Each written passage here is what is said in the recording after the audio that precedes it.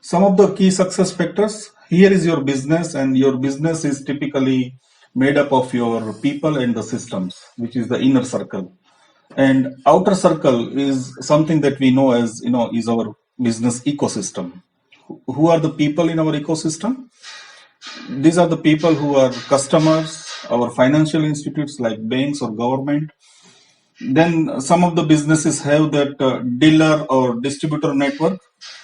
It is not applicable to all the businesses, but you may have some other components in your business similar to that. Then you have regulatory bodies, you have your vendors or suppliers, and you also have your competitors. So all put together actually is your ecosystem. While you are working in the business or working inside the business, you are normally busy with your people and systems. And at times, you are paying attention to your vendors or suppliers or your customers. But besides that, there is a whole lot of system. If you are really paying attention to all of that, there are things that you can really benefit from. So let's look at and start with our customers, because customer is the most important thing in our business, is what business owners think. So when it comes to customer, normally, we are busy serving the opportunity that we have got from the customer. We are busy serving that order. But instead of just serving the customer, try and solve their problem. It's not always about, selling your product or, pushing your services to the customer. Of course, that generates the revenue. But try and focus on solving what customers' real problems are instead of just serving the opportunity. At times you have to really spend time in accommodating customers fancy requirements also. If it really doesn't harm you too much, invest in doing so. Listen to the customer, what they really need, and I think that can really deepen your relationship with your customer. When it comes to financial institutes or governments, I have seen a lot of people in my experience who are not really aware of lots of beneficiary schemes or subsidies which are available to their particular segment of a business. If you are not aware of it, and believe me, just try to imagine if your competitor is aware of it and you are not taking benefit of those schemes, probably you are not going out in the market with the right proposition, and that is what is probably causing the trouble. And the reason is somewhere else, and you think, oh, there is a competition, and the competitor is really, competition is something that is really killing you. It's not always the competition which is killing you. It's sometimes the factors like these, the subsidies and the schemes that you are not benefiting from, is actually taking you down.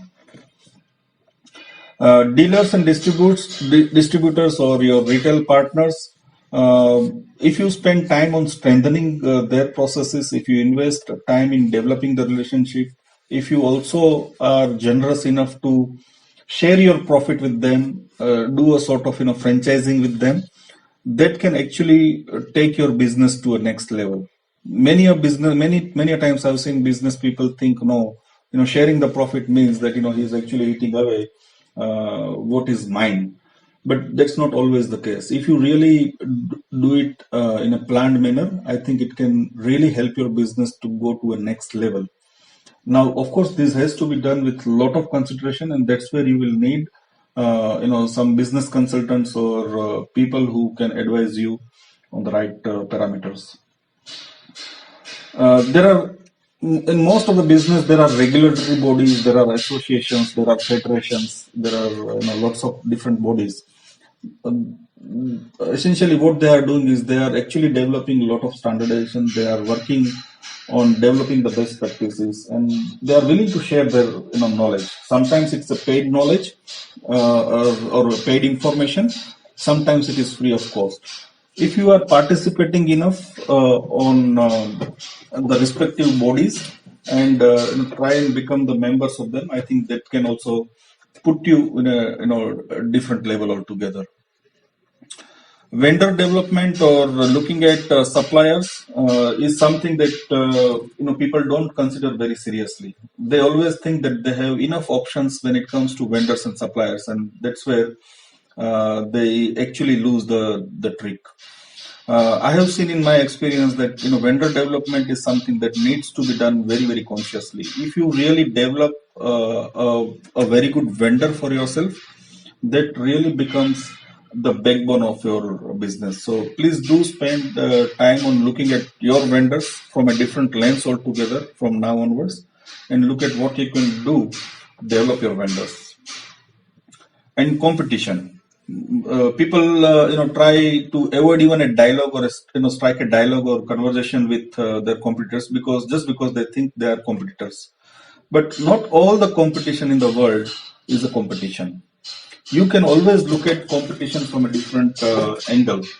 Try and look at whether you can do some sort of joint venture, or in some cases it could be a collaboration.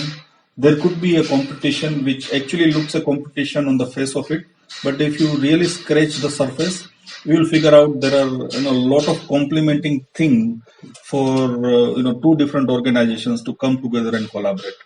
So have that kind of analysis going all the time when you are pursuing the business. If you are focusing on this, I think that can really define your success to a different level. So the key message here on this particular slide is, don't just think your business, but think ecosystem which is around you.